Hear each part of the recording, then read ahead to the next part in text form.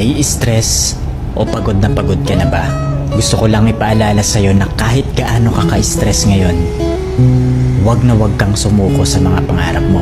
Kailangan mong tandaan parati na magtiwala ka sa progress na nangyayari sa buhay mo. Kahit alam ko na minsan sobrang hirap at sobrang nakakapagod na din talaga. Magtiwala ka sa kakayahan mo. Ang dami mo nang nalagpasan na mga malalaking problema dati. Ngayon ka pa ba susuko? Patuloy ka lang na lumaban.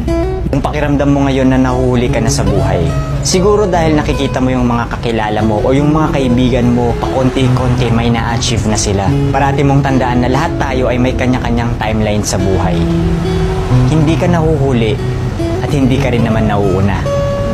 Kung nasaan ka man ngayon sa buhay mo, yan ang lesson at experience na kailangan mong pagdaanan ngayon. Lahat tayo ay may sariling kwento sa buhay na makaka-inspire ng ibang tao.